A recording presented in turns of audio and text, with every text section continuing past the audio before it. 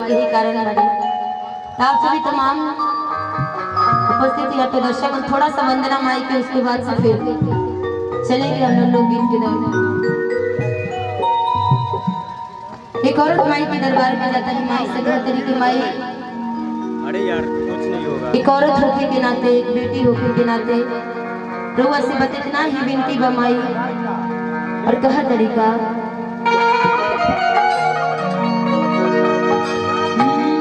कि बानल रहो नहीं हरम मैया,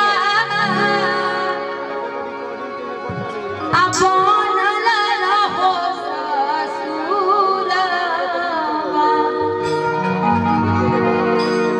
किया है ऐसन मरवा अतिहा तू मैया,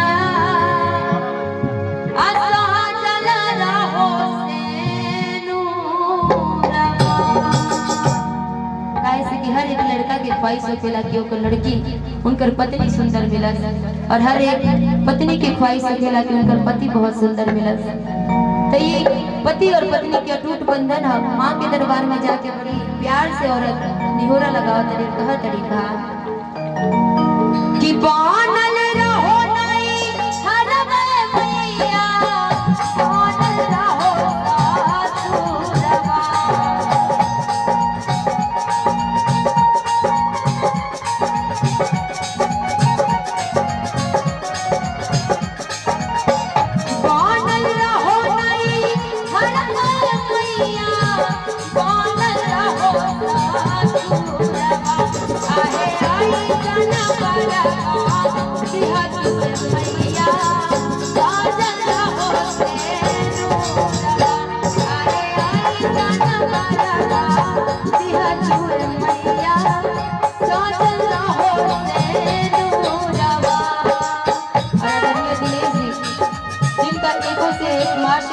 भंडारा भरी है, जो कि दिल्ली में अपना बिजनेस, अपना कारोबार चलाते हैं और अपने छपड़ों में नामों नाम नाम कमा करके बहुत ही माँ शेरा वाले के हर भंडारों को भरे रहते हैं।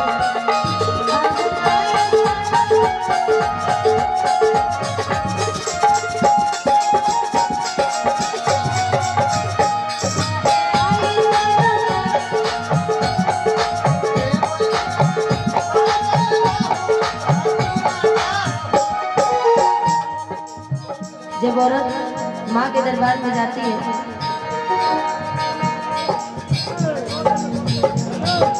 ये ले लो, धीरे कर लीजिएगा। और इसको आप लोग जानते होंगे, ये बड़ा ही अच्छा एक्टिंग करता है आर्यन, जो कि बहुत ही अच्छा डांसिंग और बहुत ही अच्छा एक्टिंग करता है।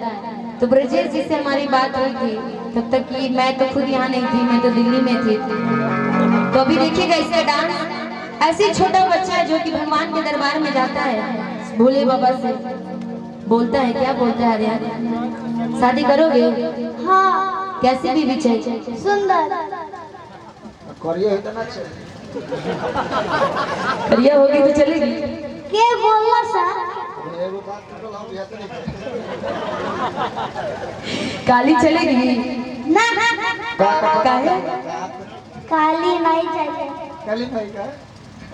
काली भी चलेगी ना? अच्छा, इसको कमर में बांध लो। तो ऐसा नहीं छोट लेगा, बाकी भोले बाबा के दरबार में जाता, और जैसे कि हमने सब खुशी के माहौल पहल में सोचते ऐसा ठीक बात। मिजाज तो हमारा उतना नहीं बन पावत गावे के, लेकिन फिर भी कोशिश पूरी लोगों के बीच में करते हैं। बस थोड़ा सा एक और वंदना भोले बाबा के दरबार में, जैसे कि आर्यन बोल रहे हैं कि सुंदर मेरा चाहिए था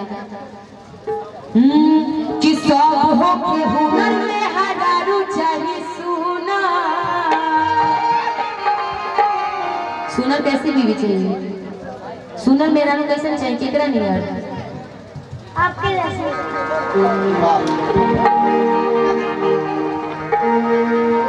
मेरी जैसी? मैं सुंदर हूँ? हाँ। अच्छा, लेकिन तुमको फिर खाना बना के खिलाना पड़ेगा, खिलाओगे? हाँ। लाओगे? हाँ।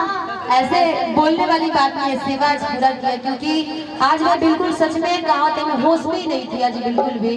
लेकिन आज पूरे दिन मेरा आर्यन ने सेवा किया है। बोल रहा था दीदी आज कार्यक्रम में कैसे जाएंगे, दीदी आज कार्यक्रम में कैसे जाएंगे। लेकिन आशीर्वाद आज पूरा सेवा किए हो मेरा भाई छोटा। और ऐसे ही छोटा भाई जाकर के शंकर भगवान से कहता है क्या कि सब हो के हुनर में हजारों चाहे सोना,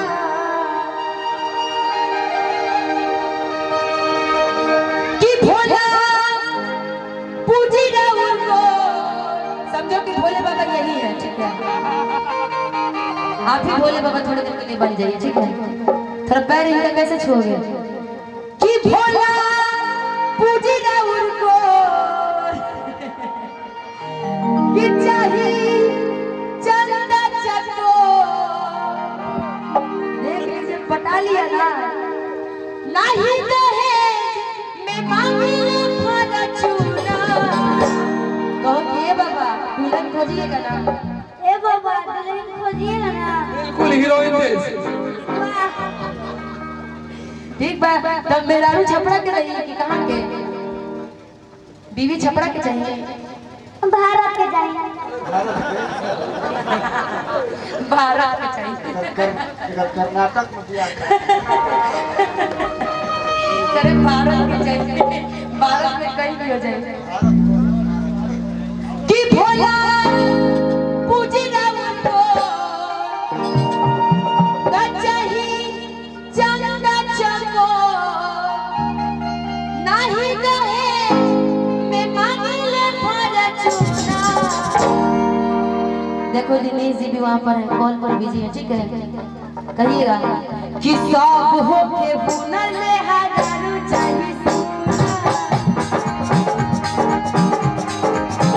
ए सब हो के हुनर में हजारों चाहिए सोना। भोला पूरी रावण को, चाहिए चंदा चको। भोला पूजी रावण को, चाहिए चंदा चको। नहीं दहेज में मांगे फरचूना। अरे यार तुम्हारे भी पापा यहाँ पर बैठे हैं, दहेज नहीं ले लोगे? सोच लेना। सब हो के हुनर में हजारों चाहिए सोना। और देखिए सब हो के हुनर में हजारों चाहिए सोना।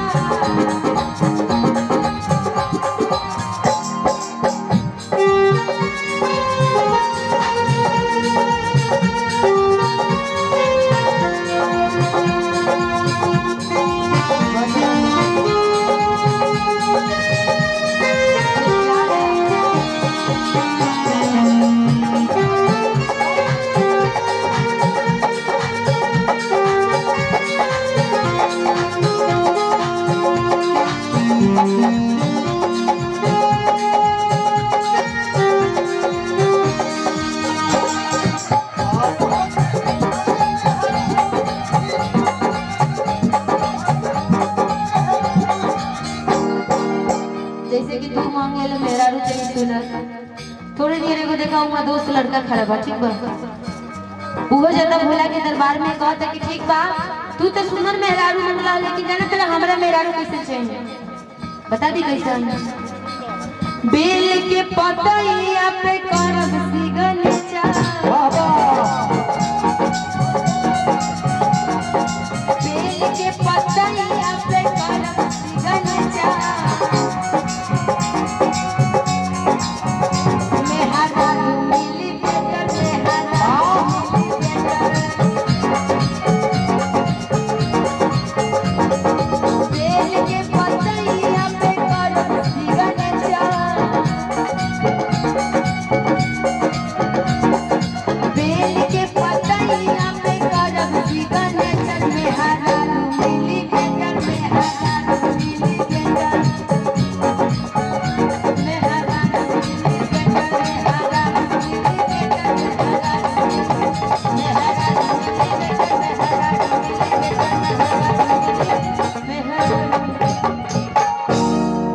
आ जाइए, आप भी आ जाइए।